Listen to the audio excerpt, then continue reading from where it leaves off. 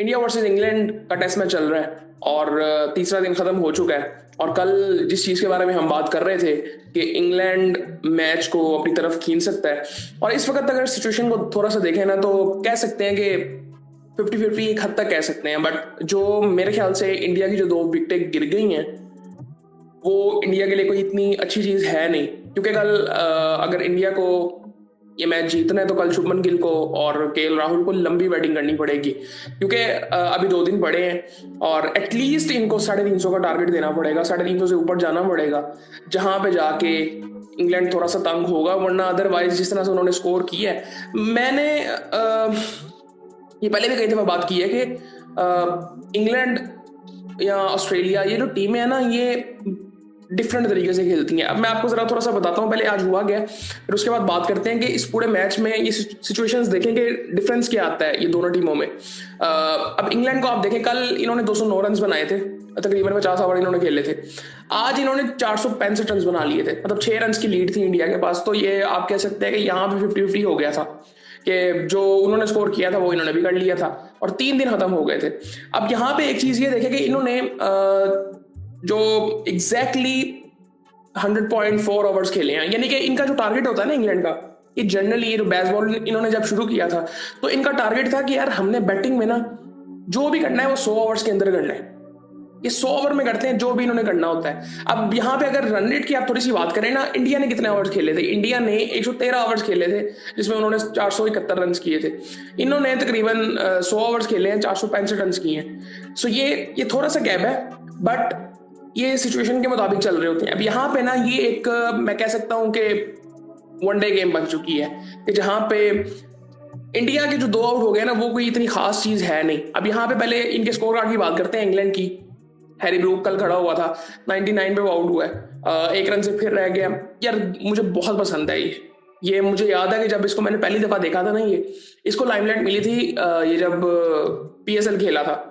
ये मैं वहां से आया था पीएसएल से। अगर ओवरऑल बात करें ना, बहुत से प्लेयर्स ऐसे हैं कि जो कि बाद में अपनी नेशनल टीम्स में आए हैं, वरना वो पहले लाइमलाइट में थे ही नहीं। बहुत से ऐसे प्लेयर्स हैं, ये मैं फॉरेन कंट्रीज की बात कर रहा हूँ। आप टिम डेविड की बात करें, आप फिल सॉल्ट की बात करें, आप ये मलान की बात करें, डेविड मलान, अब तो वो रिटायर हो गए, वो भी पीएसएल की वजह से लाइमलाइट में आए थे। और भी बहुत से ऐसे प्लेयर्स हैं, ये हैरी ब्रूक भी उनमें से एक है। ये जब ये सीजन खेला था, इसने शो किया था, उसके बाद ये लाइमलाइट में आया था, फिर ये इंग्लैंड की टीम में आया था। और मेरे ख्याल से ये बहुत बेहतर अपने आप को इसने जिस तरह से इंप्रूव किया है, और इसका मुझे माइंडसेट बड़ा जबरदस्त लगता है अभी फिलहाल इसकी उम्र के लिहाज से, कि जिस तरह से ये फोकस कर रहे हैं ना अपनी कंट्री क्रिकेट पे, नेशनल टीम की जो क्रिकेट है, इसके लिए आई थिंक इसने आईपीएल भी आई थिंक छोड़ा था कि इसको सीरीज की तैयारी करनी है। बेन स्टोक्स भी इस तरह से नहीं खेलते T20 ज्यादा। खैर मुझे तो बड़ा पसंद है ये प्लेयर। उसके बाद जो सबसे इंपॉर्टेंट चीज है ना, अब इंडिया का अगर स्कोर कार्ड आप देखें ना, जायसवाल का 100 था, 147 था शुभमन गिल का, 134 था ऋषभ पंत का। 3 बंदों ने तकरीबन 100 से ऊपर रन किए हैं। गिल ने तो तकरीबन 150 रन कर दिए थे, ऋषभ पंत ने भी। अब यहां पे आप देखें 100 है ऑली बॉब का, 162 है डकिट का, 28 है रूट का, 99 है हैरी ब्रूक का, 20 Ben Stokes, 40 Jimmy Smith, 38 Chris Woakes, 22 Brydon Carse. So ये कंट्रीब्यूशन आप देख रहे हैं कि सब कंट्रीब्यूशन करते हैं। हमारे पार्ट ऑफ द रीजन में अगर हम देखेंगे तो वो डोमिनेंस नजर आती है इंडिविजुअली। एक प्लेयर बहुत अच्छा स्कोर कर जाएगा, 2 कर जाएंगे, 3 कर जाएंगे। यहाँ पे आप कंट्रीब्यूशन देखें कि 465 रन है और 100 है, तकरीबन आप दूसरा 100 भी कह सकते हैं, लेकिन एक ही 100 है। ये माइंडसेट का डिफरेंस है सिर्फ। हमारे यहाँ पे भी ऐसे ही है, पाकिस्तान में भी ऐसे ही होता है। हम इतनी ज्यादा टेस्ट क्रिकेट नहीं खेलते जो कि हमें खेलनी चाहिए, लेकिन ये चीजें हमारे यहाँ पे भी हैं। ये एक चीज थी। उसके बाद अगर बॉलिंग की बात करें ना बुमराह की, और आज इन्होंने काफी बेहतर रन रेट से बैटिंग की है। कल अगर देखें 50 ओवरों में इन्होंने तकरीबन 50 ओवर हुए थे कल, तो 209 रन किए थे। आज इन्होंने बाकी आप अगर बात करें तकरीबन 250 से ऊपर रन किए हैं, 50 ओवर ही आज इन्होंने खेले। सो यहाँ से आप अंदाजा लगा लें। और उसके बाद अगर इंडिया की बॉलिंग की बात करें तो बुमराह ने 5 आउट किए हैं, तकरीबन 25 ओवर उसने किया, 83 रन दिए, 5 मेडन थे। सिराज ने 2 आउट किए 27 ओवरों में। प्रसिद्ध कृष्णा ने 3 आउट किए 20 ओवरों में, 128 रन दे के। 128 रन, अब यहाँ पे ना एक चीज देखने वाली है, मेरी समझ से बाहर है कि वो अर्शदीप क्यों नहीं खेला। उसको आई थिंक अब खिलाना चाहिए रेगुलरली। आप सिराज को बिठा सकते हैं, मेरे ख्याल से आपके पास एक लेफ्ट आर्म होना चाहिए। मतलब ये तीनों सीधे हाथ से बॉल करते हैं, बुमराह थोड़े से एक्शन की वजह से डिफरेंट है, लेकिन आई थिंक अर्शदीप को रेगुलरली खिलाना चाहिए। और आई थिंक इंडिया को इतने ज्यादा रन नहीं खाने चाहिए था। आज भी इंडिया ने बहुत से कैच छोड़े हैं, जायसवाल ने आज फिर कैच छोड़ा है। जायसवाल की मैं बहुत बात क्यों कर रहा हूँ, उसकी एक वजह यह है कि मेरा यह मानना है कि आप उसकी पोजीशन को चेंज कर दें। और ये मैंने आई थिंक ऑस्ट्रेलिया वाली सीरीज में भी बात की थी कि आप उसकी पोजीशन को चेंज करें, आप उसको स्लिप में खड़े ही ना करें, क्योंकि जब कैच छूटता है ना तो फिर कॉन्फिडेंस गिर जाता है बैट्समैन का कि यार मैं बैटिंग में आ रहा हूँ, फिर वो एक एक्स्ट्रा प्रेशर होता है। तो आप उसकी पोजीशन को चेंज कर दें। और ये स्लिप पे इसने पहला कैच नहीं छोड़ा, कल भी ऐसे ही था, और पहले भी आई थिंक काफी ऐसे हुआ है ऑस्ट्रेलिया की सीरीज की जिस तरह मैं बात कर रहा हूँ। हालांकि उसमें जब इसने कैच छोड़े थे उसमें अगले में आई थिंक अगली इनिंग में आगे इसने 100 कर दिया था, लेकिन आई थिंक ये थोड़ा सा देखना चाहिए। मेरे ख्याल से पोजीशन को चेंज कर दें, आप उसको कहीं और खड़ा करें स्लिप में अगर वो कंफर्टेबल नहीं है तो, क्योंकि कॉन्फिडेंस का बड़ा फर्क पड़ता है साइकोलॉजिकली। जब वो बाद में आएगा बैटिंग करने तो वो थोड़ा सा होता है, और ये शायद थोड़ा सा हुआ भी फिर कि अब आज उसने उस तरह से स्कोर नहीं किया, जल्दी आउट हो गया था। और वो कंट्रीब्यूशन अगर होती, जायसवाल की जो कंट्रीब्यूशन थी ना वो एक डिफरेंट होती है। वो मैं समझता हूँ कि एक ऐसे बैट्समैन की है कि जो जल्दी से रन करता है, और वो एक कंट्रीब्यूशन है क्योंकि यंग है ना अभी, तो आप ज्यादा उम्मीद लगाते हो अपने सीनियर प्लेयर से। लेकिन जब यंगस्टर स्कोर करते हैं तो फिर थोड़ा प्रेशर वहां पे भी कम होता है। तो इस लिहाज से अगर मैं कहूँ तो इंडिया बैटिंग कर रहा है, तो जायसवाल ने 4 रन बना के आउट हो गए में, केएल राहुल 47 पे खड़े हैं, अच्छी बैटिंग कर रहे थे केएल राहुल। 30 रन सुदर्शन ने भी बना दी है, डिसेंट इनिंग थी। शुभमन गिल 6 रन पे खड़े हैं। अब इन दोनों को बड़ी लंबी बैटिंग करनी पड़ेगी, क्योंकि इनकी इतनी लंबी बैटिंग नहीं है जिस तरह इंग्लैंड की है। इंग्लैंड ने इतना लंबा स्कोर किया इसी वजह से है कि इन्होंने कैचेस छोड़े हैं, बॉलिंग को इतनी खास नहीं की। प्रसिद्ध कृष्णा ने 128 रन खा लिए हैं 20 ओवरों में। सो आई थिंक ये थोड़ा सा देखना चाहिए। और मैंने ये क्यों बात की कि सिराज की जगह पे अर्शदीप को आना चाहिए, उसकी एक वजह ये है कि मुझे बेसिकली ये आप ये प्रसिद्ध कृष्णा की बात करूँ ना, ये थोड़ा सा ना मुझे लगता है कि इसको ना पिच जो है ना सपोर्ट करती है। कि पिच अगर सपोर्ट जनरली बॉलर को कर रहा हो तो इसका एक्शन वैसा, इसका बॉलिंग का तरीका वैसा है कि वो सपोर्ट कर रही होती है। सिराज का इसलिए है कि मुझे लगता है कि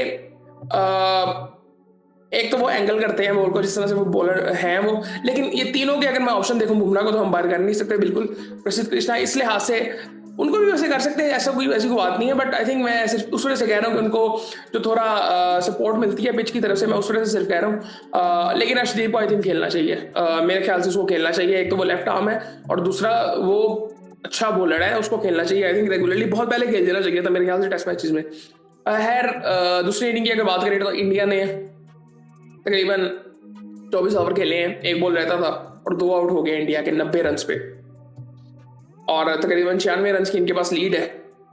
जो 6 रन की पहले लीड थी उससे कोई फर्क नहीं पड़ता, क्योंकि तकरीबन उन्होंने मैच कर लिया था। और यहाँ पे एक विकेट स्टोक्स ने लिया था और एक लिया था कार्ड्स ने। सो अब यहाँ पे मेरे ख्याल से यार मैं थोड़ा सा ना एज दूंगा स्टोक्स को, क्योंकि ये अब कल का दिन इसलिए इंपॉर्टेंट हो जाता है। इंपॉर्टेंट तो हो ही जाएगा वो इसलिए क्योंकि अगर गिल ने और केएल राहुल ने लंबी बैटिंग नहीं की तो फिर ये मैच बिल्कुल आराम से उनके हाथ में चला जाएगा। और ये शायद हम देखेंगे कि शायद मे बी कल या, क्योंकि अगर ये दोनों आउट हो गए तो कल मैच खत्म हो सकता है। अगर तो इन्होंने लंबी बैटिंग कर ली फिर 5वें दिन में मैच जाएगा। और आई थिंक एटलीस्ट इनको ना 320-30 रन बनाने चाहिए। 350 से ऊपर जाएंगे तो इनके पास चांस होगा कि मैच को अपनी तरफ पूरी तरह से खींच सकें। वो भी सिर्फ अब भरोसा किसका है? बुमराह का। मतलब शुरू में तो ऐसा लग रहा था कि बुमराह अकेला बॉलिंग कर रहा है, बाद में आई थिंक फिर भी बेहतर की है सिराज ने बॉलिंग और प्रसिद्ध कृष्णा ने भी। लेकिन आई थिंक ओवरऑल अगर देखें तो मैं पहले भी कही थी, मैं बात कर चुका, बुमराह एक ही था। मतलब पिछले कुछ सालों में क्या, मतलब इंडिया की तरफ से हम बॉलिंग की कभी बात नहीं करते, हम बैटिंग की बात कर रहे होते हैं।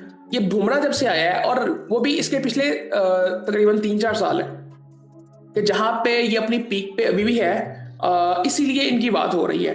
इस लेवल का बॉलर इंडिया के पास नहीं है इस वक्त। शायद दुनिया में भी इतनी अच्छी बॉलिंग कोई भी नहीं कर रहा, लेकिन इंडिया के पास नहीं है, ना पहले था। और अर्शदीप थोड़ा सा मुझे उसमें वो आता है नजर, यार वो बेहतर हुआ भी है, मैंने उसको देखा भी है कि वो बेहतर हुआ है। लेकिन वो मुझे नहीं समझ आती कि वो टेस्ट मैचेस खेल क्यों नहीं रहा। मुझे लगता है कि उसको वहां पे भी खेलना चाहिए था, ऑस्ट्रेलिया में भी, और उसको रेगुलरली अब टेस्ट मैचेस खेलने चाहिए। अब WTC दोबारा शुरू हो गई है तो आई थिंक उसको खेलना चाहिए रेगुलरली।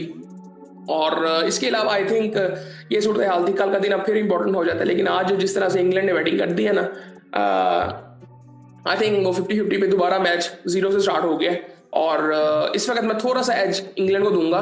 आप कह सकते हैं कि 55% मैं इंग्लैंड को चांस दूंगा। इंडिया ने अगर कल अच्छी बैटिंग कर ली, आई थिंक कल हो जाना, जो भी होना है ना, कल डिसाइड हो जाएगा कि 350 इन्होंने किया तो फिर वो बात कुछ बनेगी। लेकिन उनका कुछ पता नहीं है, वो क्योंकि वो वनडे की तरह खेलेंगे, उनकी बैटिंग लंबी है और इनको वो 300-350 भी आप ये नहीं कह सकते कि बिल्कुल ही जीत जाएंगे बड़े आराम से। वो भी अगर पिच ने कुछ हिलजुल की और सपोर्ट मिली बॉलर्स को, तब जाके कोई चांस बनेगा कि इंडिया ये मैच जीते, वरना अदरवाइज यार इंडिया ने 450 रन खा लिए हैं इंग्लैंड से। ये इनमें से अगर आप प्रॉपर बैट्समैन देखें ना, ये कोई इतने एक्सपीरियंस नहीं है। मैं अगर इनका कंपैरिजन करने लग जाऊँ ना, डायरेक्टली 1-to-1 कंपैरिजन करूँ इंडिया की टीम से, तो इंडिया के बैट्समैन जनरली वो टेक्निकली बड़े स्ट्रॉन्ग होते हैं। उनकी क्वालिटी बैटिंग की मुझे लगता है कि बड़ी बेहतर होती है। सो इस लिहाज से मैं बात कर रहा हूँ। बाकी आई थिंक देखते हैं कल क्या होता है और फिर आपसे बात होती है।